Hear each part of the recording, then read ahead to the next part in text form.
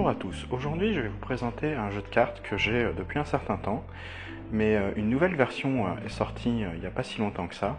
C'est passé assez inaperçu, mais les changements sont plutôt agréables. Ce sont les cartes série 1800 qui sont faites par Illusionniste, donc c'est des cartes Bicycle. Donc je vais d'abord commencer par vous parler de la première série de ces cartes.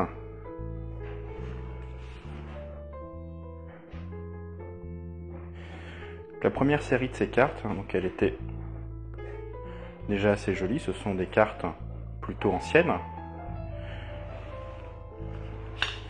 avec un design âgé.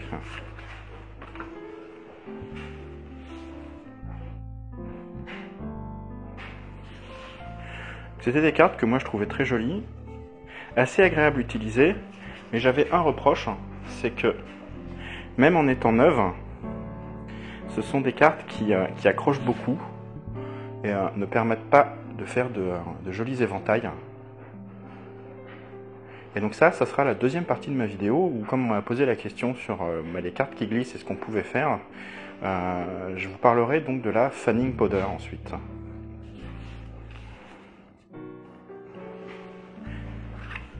Alors déjà, comment différencier les cartes de la première version de ceux de la deuxième version? Tout simplement, déjà, même si elles sont toutes les deux à dos bleu dans la première version, là ce qui était dessus était rouge.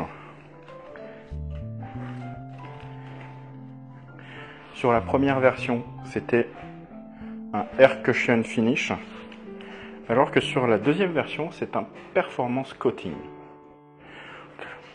Dit comme ça ne veut pas dire grand chose, mais lorsqu'on les utilise, on voit tout de suite la différence. Alors, qu'est-ce qu'on va trouver dans le paquet de cette nouvelle version?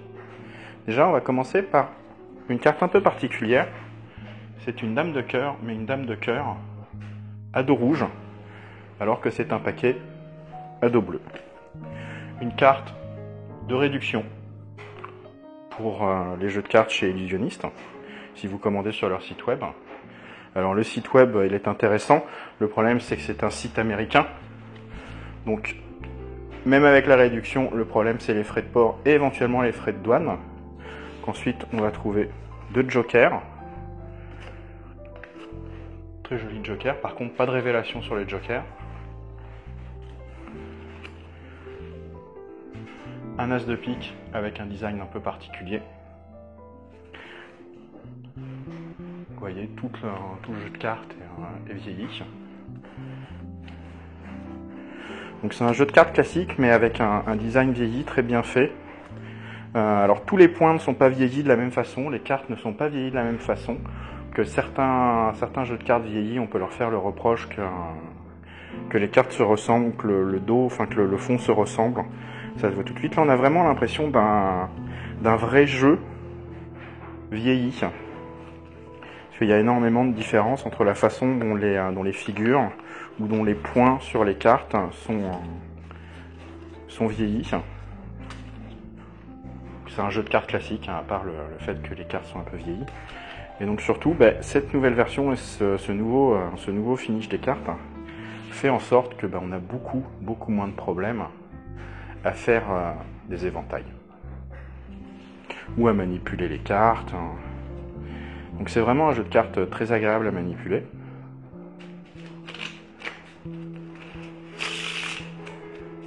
Qui se manipule sans souci. Moi je le trouve très bien. Ça fait partie des jeux de cartes que je préfère. Même si je l'utilisais pas tant que ça la première version, justement à cause des cartes qui se collaient. Là, cette nouvelle version, c'est assez agréable. Mais je vais vous montrer maintenant comment se servir de la fanning powder pour rendre l'ancienne version du jeu de cartes un peu plus pratique à utiliser. Puisque, hop, comme vous le voyez, je ne fais pas exprès de faire n'importe quoi avec l'éventail. C'est vraiment un jeu de cartes qui a tendance à faire des éventails pas très jolis et pas très pratiques.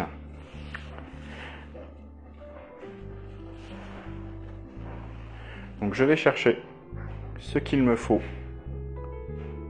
pour vous montrer ça. Déjà,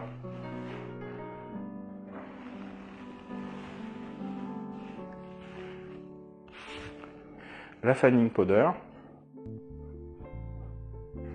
Alors en fait c'est du stéarate de zinc, mais en petite quantité, on la trouve beaucoup plus facilement sous cette forme-là. Et donc maintenant il va falloir que j'aille chercher un sac pour vous montrer comment l'utiliser. A tout de suite. Et voilà, donc j'ai récupéré ce qu'il fallait pour utiliser cette poudre avec ces cartes. Alors le mieux c'est d'utiliser normalement un sac en papier, mais là je n'en avais pas et pour cette démonstration un sac en plastique suffira. Donc on a le jeu de cartes sur lequel on veut appliquer le stéarate de zinc, une cuillère parce qu'il y a vraiment besoin de très peu de poudre et juste une cuillère suffit, la poudre et le sac. Ce qu'on va commencer par faire, c'est mettre les cartes dans le sac, en vrac. Ensuite, prendre la poudre, remplir la cuillère avec la poudre.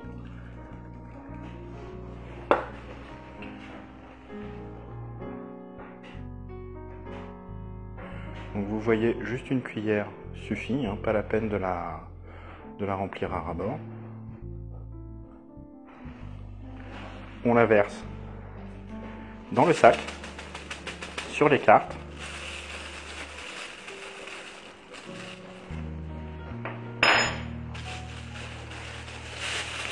On va prendre le sac.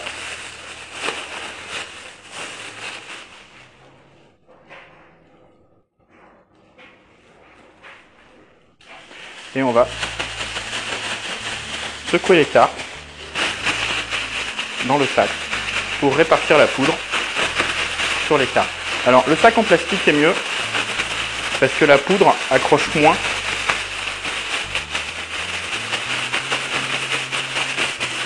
Au rebord du sac. Une fois qu'on a bien tout secoué,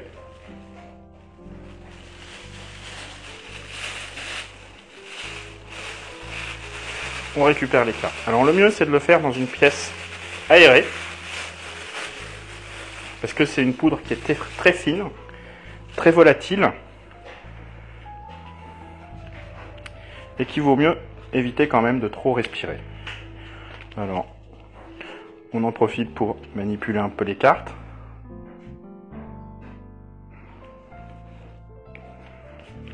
Les remettre dans le bon ordre. On sent déjà au toucher, effectivement, que les cartes sont plus douces, comme si on les avait talquées. Mais par contre, il ne faut pas du tout utiliser du talc pour essayer de rendre ces cartes plus glissantes, parce que le talc ne va pas du tout les faire glisser. Parce qu'avec la sueur qu'on a sur les doigts, ça va les faire s'accrocher. Une fois qu'on les a, on va essayer de répartir la poudre en les mélangeant, tout simplement. En faisant des mélanges, on fait glisser la poudre et on répartit la poudre sur les cartes.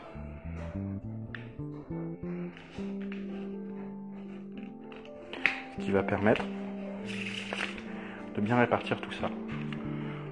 Et ensuite, il faut faire enlever la poudre. Donc je ne sais pas si vous le voyez, mais lorsqu'on évente les cartes comme ça, il y a de la poudre qui s'en va. C'est un surplus de poudre. Et donc ça, avec la même poudre, pas la peine de rajouter d'autres qu'il y a dans le sac, recommencer.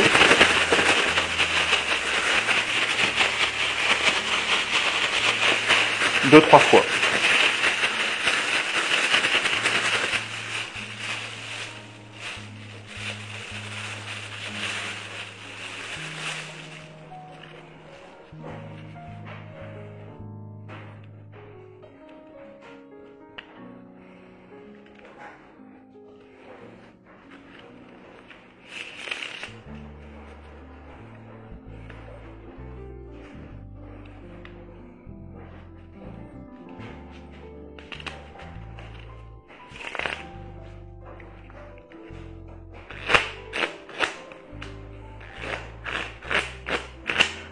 Comme je disais, moi je sais pas si vous le voyez, mais moi je vois bien la poudre qui s'en va à chaque fois que j'évente les cartes.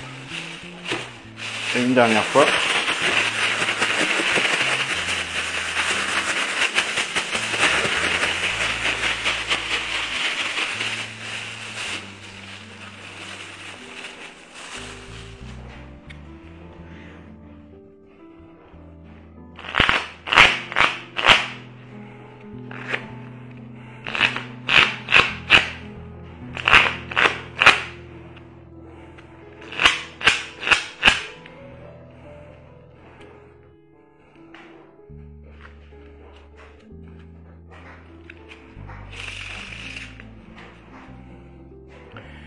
Et normalement, si tout s'est bien passé, on va voir que l'éventail est tout de suite beaucoup plus joli, beaucoup plus facile à faire. Je n'ai même pas besoin d'appuyer. L'éventail se fait tout seul. Je pourrais même le faire juste avec un doigt, en appuyant à peine sur le paquet.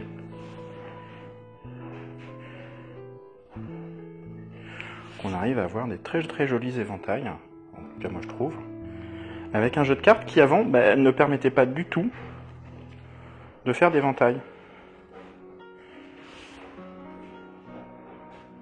Donc voilà l'intérêt de cette Finding Powder ou ce Stéarate de zinc, puisque c'est la même chose. Ça permet de vraiment rendre un jeu qui accrochait, qui n'était pas du tout pratique à utiliser, de le rendre vraiment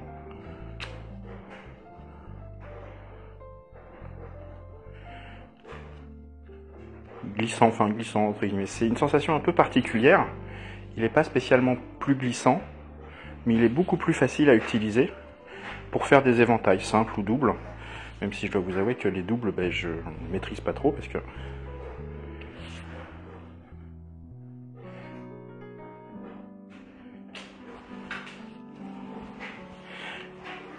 et voilà. J'espère que cette vidéo vous aura plu et que vous aurez appris quelque chose à propos du Stéarate de zinc ou de la Finding Powder. Moi je trouve ça très utile. Ça permet vraiment de réutiliser des vieux jeux de cartes ou de faciliter les éventails ou la manipulation sur des jeux de cartes un peu difficiles. Voilà, à bientôt!